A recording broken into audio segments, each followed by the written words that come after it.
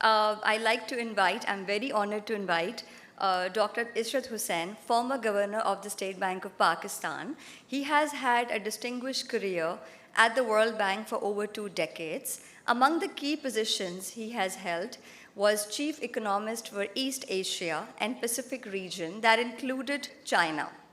He became the bank's Director of Poverty and Social Department, and in 1997, he was named the Country Director for Central Asian Republics. He has been advisor to the Prime Minister for institutional reforms and austerity, and earlier served as Dean and Director IBA, the oldest graduate business school in Pakistan. Please welcome with a huge round of applause Dr. Ishrat Hussain on the stage. Thank you.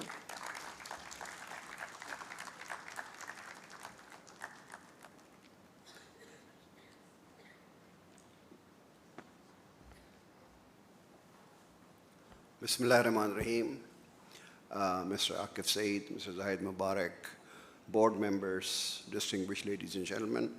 First of all, let me thank Zahid for providing me this opportunity to address this distinguished gathering. I am really impressed by dedication of Zahid Mubarak, who has consistently carried this mission forward and attracted a lot of followers to his mission. And I think this is where I believe that you have to get out of the mindset of fads and fashions. Because how this DEI started was a fad and fashion. And that is what is happening in the United States. Because there is a new administration which is totally different from looking at the evidence, looking at the data, but working on impulses and working on their own priors.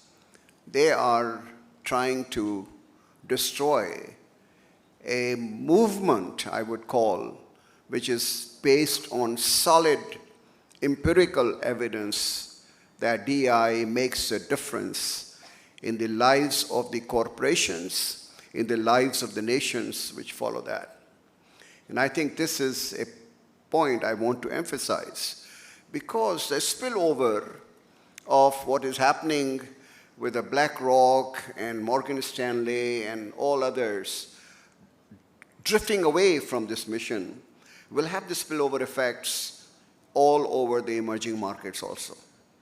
So I want to caution you that the multinationals who have really done quite well, and I'm familiar with several multinationals who have made strides in the DEI, not to give up this very cardinal principle of diversity, equity, and inclusion. You would suffer in business if you do that. And that is the message I wanted to convey to everyone. Don't be enamored with what is the Trump administration doing in the United States. You have to look at what you really need to do. I would just give you a few examples. My latest research was on a comparative analysis of India, Pakistan, Bangladesh, 1947-2022. The book has come out as Development Pathways. And the reason why Bangladesh has done so well as far as both economic and social development is concerned depends on one strong variable, which is female empowerment. And female empowerment is a composite of many indicators. It is girls' education, right up from the primary stage to the tertiary stage. Second, the female labor force participation rate. Bangladesh has 37%, now it has gone to 40%, over above, and Pakistan has only 23%. The third is the environment in which they keep their houses and their communities. The more educated is a girl, the better is the environment in which they live. cleanliness, sewage disposal, solid waste disposal. Fourth, the nutrition for the children. By having an educated working mother is much better to stop stunting and other diseases for the children. The population growth rate in Bangladesh has gone down to less than a replacement rate. And this was a Bangladesh which has 56% population in 1971, and we had 44% population. So they were ahead of us as far as the population was concerned. And now they have 160 million people, and we have 240 million people. So even from a mathematics point of view, if your per capita income is being restricted by your population growth, your overall prosperity will be hindered. That is the mathematics. This is nothing. So a 5% growth rate divided by 1.5% population growth gives you 3.5% per capita income. 5% in Pakistan divided by 2.5% will give you 2.5% growth rate. Look at the difference. Population growth has been contained because of female empowerment. The other thing which really, and I don't want to go into the maternity mortality indicators, infant mortality indicators, these have all gone down in Bangladesh significantly as compared to Pakistan. But ladies and gentlemen, what occurred to me, which was a complete new information for me, that the households where the woman was working had less incidents of domestic violence as compared to those where there was no working woman who was educated. That is we talk about the women's rights, but the women's rights are part of this derivation from the female empowerment. So we have to talk about not the female education, because Pakistan female education is pretty high. For example, I keep this example of Dow Medical College, where they removed the quota system for women, and 80% of the enrollment was girls who were selected on merit. But how many of them went to work after graduation? 30%. So you have a misallocation of highly educated human resources.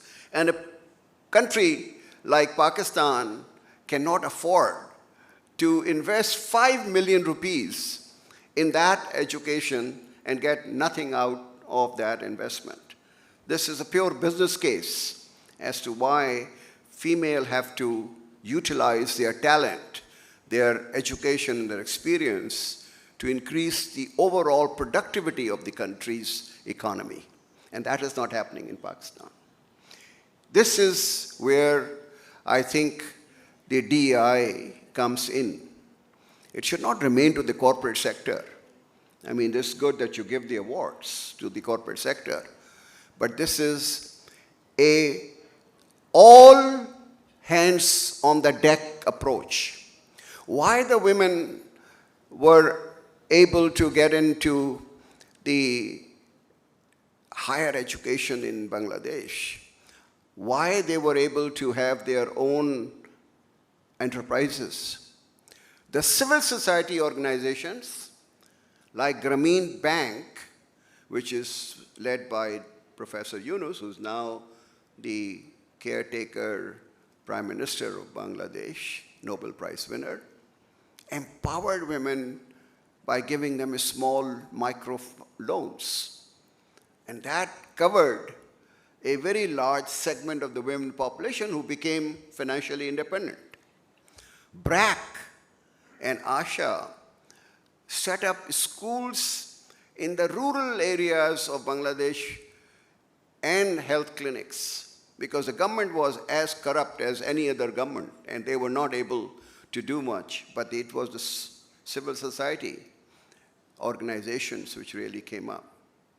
And then there was private sector, where I visited I went for the launching of my book in Dhaka, and I visited one of the large textile factory, and everywhere I saw the women working, not men. Even at the managerial positions, there were women working there. So that is one aspect of DEI which I wanted to emphasize, that it should not remain confined only to the corporate sector, which is essential, and you are doing a great job by sort of making them aware of this responsibility. But unless we have got government, private sector, civil society all working together, we will not be able to achieve what we are intended to do. The second in Pakistan, unlike Bangladesh, is the regional disparities. All the wealth and income is being generated in 3 large cities of Pakistan: Karachi, Lahore, and Islamabad.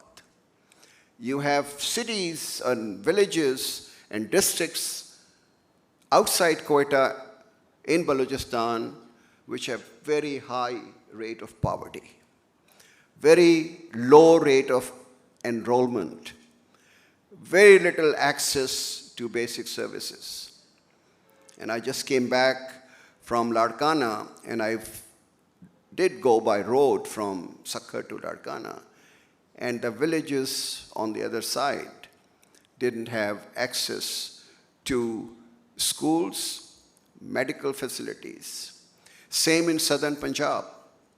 Same as the ex-FATA areas. So in Pakistan, DEI, including the gender, has a regional income disparities. We have to take care of that, which is an additional burden on Pakistan.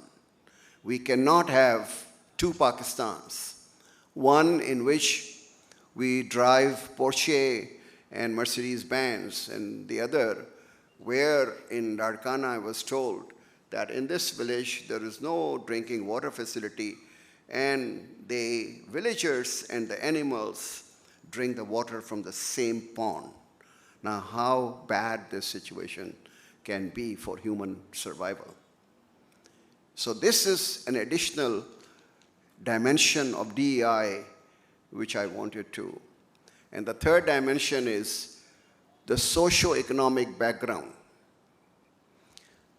I have the honor, and Zafar was a visiting faculty member, of introducing National Talent Hunt Program for the poor students from the backward areas by bringing them at our own expense and training them for 2 summers before they could appear at the exam. And once they appeared the exam, we took care, and if they qualified, there was no sort of, concession for them. They have to apply for the admission test, and if they clear, we would take care of all their expenses for 4 years. And I tell you, ladies and gentlemen, these boys and girls who came from the backward districts, poor families, were working so hard to excel and to prove themselves because they didn't have the rich fathers and mothers or the rich families to get back. And the boys and the girls from Clifton and DHA took it quite casually, quite easily. So socioeconomic background is another part of the DEI which we have to take into account, that you have to take care of the talented young men and women who are deprived of these opportunities. So my submission to you, Mr. Zahid Mubarak, is that you're doing a fantastic job by bringing this to the knowledge and for spreading the awareness. But let us bring in other partners and other players in your framework, in your mission, in order to have a much more impact than what we have today. Thank you very much.